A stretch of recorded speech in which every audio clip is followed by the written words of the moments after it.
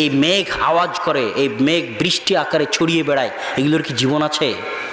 তাহলে এই মেঘ, এই বাতাস, এই পানি, এই জমিন সবই আল্লাহ সুবহানাহু ওয়া তাআলার কথা শুনে। তার অগণিত অহরহ দলিল আছে। এই জন্য রাসূল সাল্লাল্লাহু আলাইহি ওয়াসাল্লাম শিখিয়ে দিয়েছেন সুবহানাল্লাযী সাখখারা লানা হাদা। যখন আপনি কোনো গাড়িতে উঠবেন তখন আপনি এই দোয়া পড়বেন, এটা আল্লাহ রাসূল শিখিয়ে দিয়েছে, এটা তাসবিহ। এই দোয়ার মধ্যে কি আছে? যে আমি যে গাড়িতে উঠলাম ওই আল্লাহর পবিত্রতা বর্ণনা করতেছি যিনি এই গাড়িকে আমার অধীনস্থ করে দিয়েছেন। ওই আল্লাহর পবিত্রতা বর্ণনা করতেছি যিনি এই গাড়িকে আমার অধীনস্থ করে দিয়েছেন।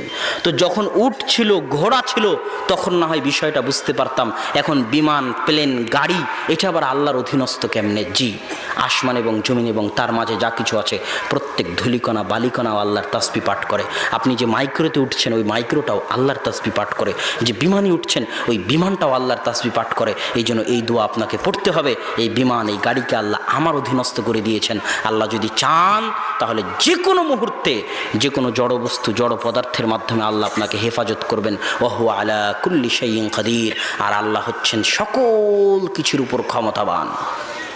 তো সম্মানিত উপস্থিতি, আল্লাহর পরিচয় যদি জানতে চান আল্লাহ কে, তাহলে তার নাম এবং গুণাবলী আপনাকে পড়তে হবে। নাম এবং গুণাবলীর একটা পাবেন আয়াতুল কুরসিতে, এই জন্য আয়াতুল কুরসির এত মহত্ব। আর একটা পাবেন সূরাতুল ইখলাসে। আল্লাহ রাসূল বলছেন কেউ যদি সূরাতুল ইখলাস একবার পড়ে তাআদিলু সুলুসাল কোরআন, তাহলে সে যেন কোরআনের 3 ভাগের 1 ভাগ পড়লো। মানে কেউ যদি সূরা ইখলাস 3 বার পড়ে তাহলে সে যেন সম্পূর্ণ কোরআন একবার পাঠ করলো। কেন এত মহত্ব সূরাতুল ইখলাসের?